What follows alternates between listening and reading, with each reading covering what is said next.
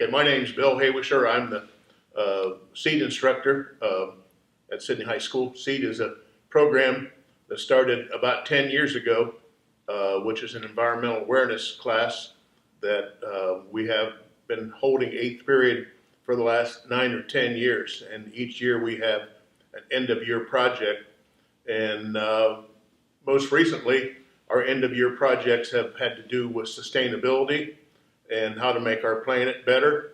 Our final project for SEED 2017 is a model replication of downtown Sidney, with the consideration of creating a more sustainable city. With the aid of 3D printer technology, we printed all these houses, and the students created this design, the model of the city, printed the houses, and will be presenting on the 3 pillars of sustainability in just a few minutes.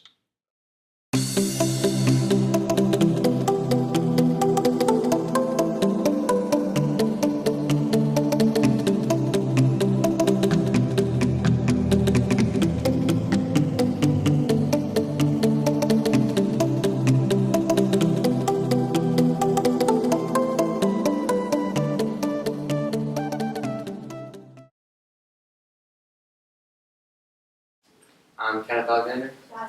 Sarah Brenham. Caleb Moser. Sebastian Taylor. Aaron Fisher. And we did our project to show how we can make Sidney more sustainable. Community challenges. Communities face enormous challenge as their social, economic, and environmental resources are depleted. Sustainable development represents a way to achieve recovery and enhance the quality of life for everyone in the community. There are 3 pillars of sustainability: economic, environmental, and social. To accomplish this, we must revitalize the economy, limit waste and pollution, and conserve natural resources and promote cooperation and efficiency. Environmental sustainability boils down to managing resources in a manner which preserves some for the future while minimizing air and water pollution and reducing carbon emissions. As big as this mission is, it would seem almost impossible for a community to make a difference. By taking care of little things while having a consistent plan for the future, we'll accomplish a lot. Economic sustainability is usually defined as how the GDP, or gross domestic product, of a nation or community grows, or at least remains stable. Community standards are a little different than that of a nation. Dollars generated in a community or a city are not sustainable if they do not stay in the community. Economic production from a business in a community may be positive, but if workers in these businesses do not make a decent wage and these dollars leave the community to support a parent company, then the community members do not get much advantages from this windfall. It is important to build local business which not only serve the community but also are owned by community members. We should preserve those merchants which reside in Sidney and hope to bring more shops downtown. It will shorten the distance people have to drive, which will lessen our carbon footprint. Social sustainability does not have a clear-cut definition, but is the glue that holds everything together. It makes it possible for a community to be economically and environmentally sustainable.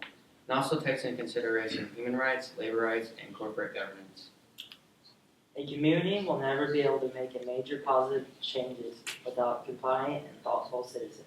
In order for the community member to help make changes, they must be able to share ideas and communicate with each other.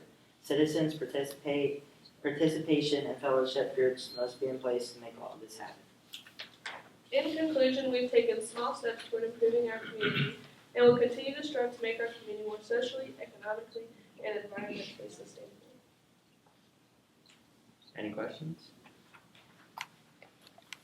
Kane, tell me about all the good things that Sidney has to offer from an environmental standpoint. Well, Sidney has 450 acres of parks, including a 250-acre of Chihuahua Park. We also have good water quality and waste management systems. And Caleb, what changes did you make in our model city to improve environmental sustainability? Well, we added filter strips on both sides of the Miami River, and we also put a wetland in between the BK root beer stand and the river. Both of these projects have decreased runoff and improved water quality. What kind of a grade would you give the city of Sidney for its ability to maintain sustainability? I think it does better than other cities. Okay, I think their park system is good. What about all this green space? Why is that a good thing, Kane? carbon footprint.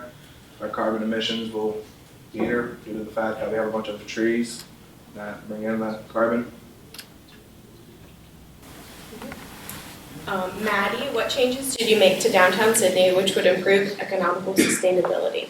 We had changed the Ohio building, which we would put apartment buildings and stores in it to bring in the community, and then we added additional stores and shops to finish locally owned. What kind of stores and shops would you like to see? We added like clothing stores, and then just like small places where people can come and visit, and then like there's like cafes, and then like a bicycle shop. We Kara, how does this help? It keeps money in the community and slows up the travel to the west side and outside of the communities. Would you shop downtown more if you had Chopstick with you? So what's the big deal driving on the other side of town? I mean, Sydney's not that big. I mean, you know how far it is from the east side of Sydney to the west side of Sydney? It's about 5 miles. So if someone drove to, let's say Walmart, we're not trying to say you shouldn't go to Walmart. There's some things you need to buy there. I shop there. But if you're coming from either the north, south, east, or west, it would be nice if you could stop halfway in town to purchase some things and maybe some specialty items, some boutique shops, that sort of thing that I'm sure you're not going to get at Walmart. Or driving down to Troy, Tip City, or Dayton. One of the things we try to do to create sustainability is to keep the traffic flow lower and try to accomplish as much as possible. And I think probably people don't quite understand where the money goes if you go to Walmart and buy something at Walmart, where does that money end up? Out of parent company. Yeah, Arkansas somewhere, wherever the headquarters. The money does not stay in the community, which does affect economic sustainability.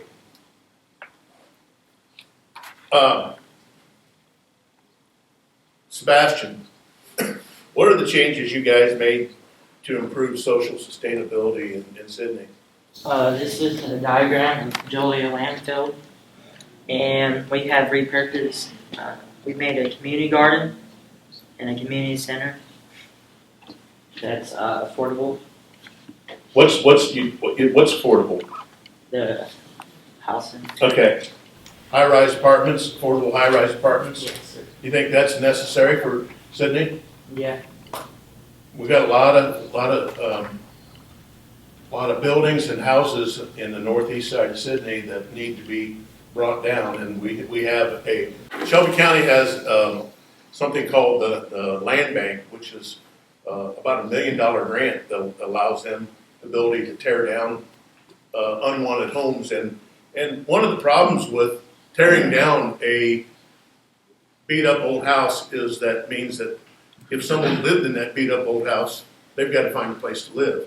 If we're going to renovate Sydney in any way, it'd be nice to have some affordable housing for people there above.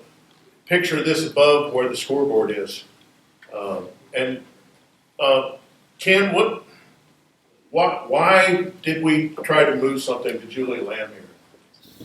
Well, we moved the farmers market to Julia Land because it's more of a unitary place for them to sell their product instead of just sticking them across the sidewalks on the court square.